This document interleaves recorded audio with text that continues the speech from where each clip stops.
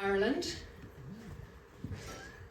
and now lives equally by the wild east coast of Papamoa. Something about Papamoa that is attracting all these people. Can I get a whoop whoop from the Papamoa people in the crowd? Oh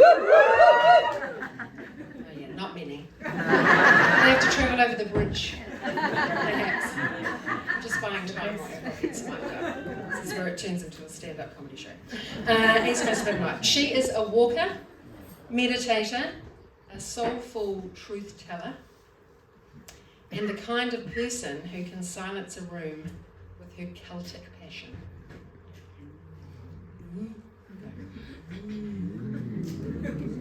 Just trying to build the suspense.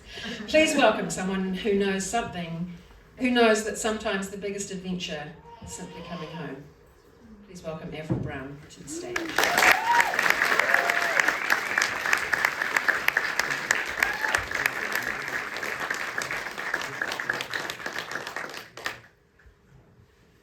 The air was thick with anticipation, the kind that crackles in a storm. As I sat in the back seat, squashed between my sisters, overstuffed bags, and a rolled hockey stick that kept whacking me in the head. I was 12, leaving home for boarding school. While my sisters chatted excitedly, I stared blankly out the window, trying to swallow the dread that was lodged in my throat.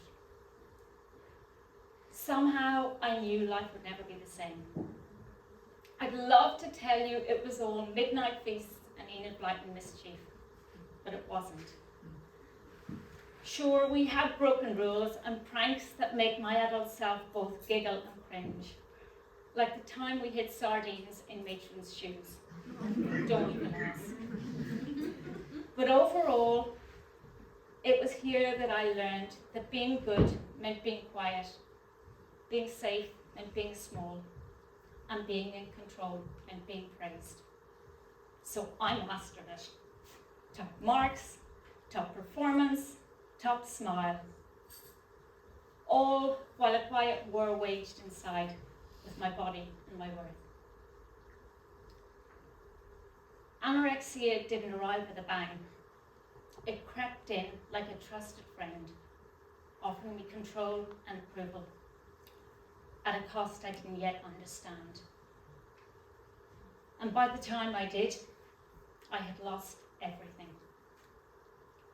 My health, the trust of my family and friends, my dreams of becoming a doctor, almost my life. Shortly after my 21st birthday, I did what many of us do when we're silently falling apart. I ran. One backpack, one ticket to Australia, and one fantasy that maybe, just maybe, freedom was on the other side of the world. And in some ways, it was. Backpacking in the early 2000s, we had no cell phones and no social media. Just sandy feet, hostels that smelled of socks and regret, and strangers who became soulmates by sunrise. I was untethered and unreachable, and for a while I felt free. But no matter how far I ran, I kept waking up to the same old feelings: emptiness, loneliness, and anorexia. I hadn't left anything behind. I just packed my wounds and called them luggage, and they followed me through customs. Even when I moved to and settled down in New Zealand, where I built a normal life. From the outside, it looked like I'd arrived. And then our son was born. A firecracker wrapped in skin, all lightning and storm. He didn't do quiet, he didn't do easy, he did real and wild. He had different wiring and different needs. His emotions didn't simmer, they erupted.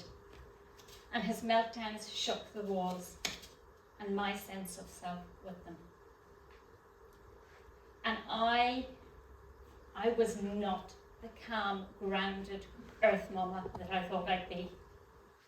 I couldn't even soothe my own child.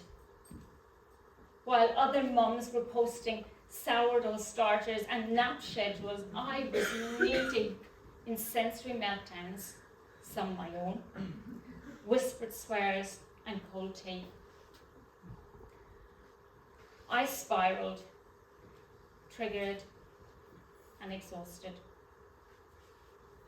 I had thought that motherhood would be my redemption story, a clean break from who I used to be. But instead, it mirrored back everything I'd been running from. And then came the night. Hours of screaming from him. Silent screaming from me. At 2 a.m, I slid down the wall outside his room, back aching from rocking. Hot tears streaming down my face. And I whispered, I can't do this anymore. He needs a better mum. I was a broken shell. But when a shell cracks, the light gets in. And somewhere beneath that whisper on that night, the light illuminated a choice for me. Not a Hollywood go-girl kind of choice, but a shaky, trembling, real-life one. To keep running for the rest of my life, or to become her, that better mum. But to be her, I had to face the one person I'd been avoiding for decades. Myself. And that began the hardest journey of my life. The journey home. To meet myself in all my flaws, insecurities, fear and shame. To face the parts that I'd been running from. The 12-year-old in boarding school. The 21-year-old with a backpack full of shame. The new mum rocking her child and her own unspoken trauma. To finally heal from anorexia. To learn to be with this turbulent life, my emotions and our son's needs without starving, performing, or escaping. And somewhere in the rubble, I found something I never expected. Power. The same power that had threatened to destroy me for decades with anorexia was now the very power that I tapped into to heal and to become the mum my child needed. Calm, present, and a fierce advocate. To find my voice, my worth, and my self-belief. To alchemize decades of silence and struggle into unshakable strength.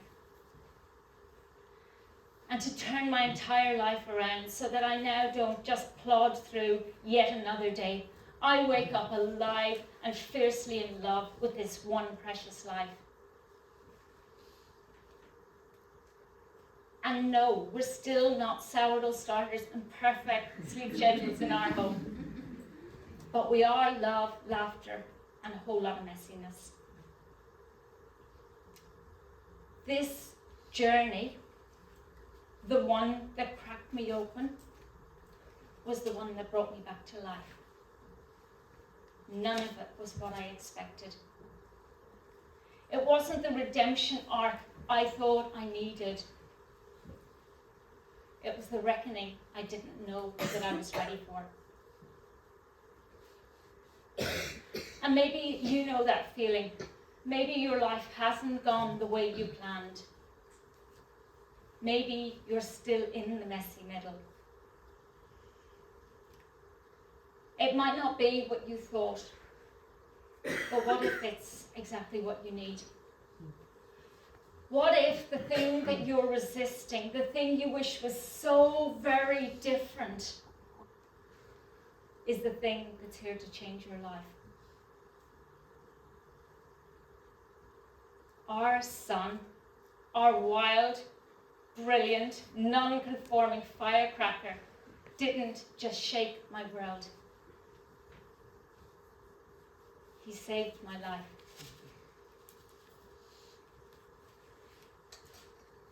And in that I learned something.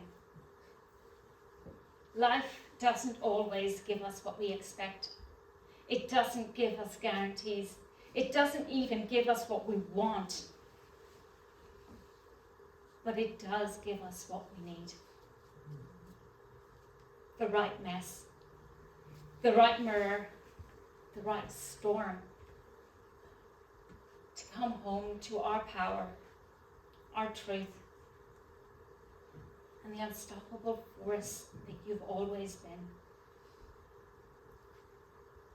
So if you're standing in your story right now wondering, why this? Why now? Why me? Just remember, it might not be what you expected, but what if it's everything you were made for?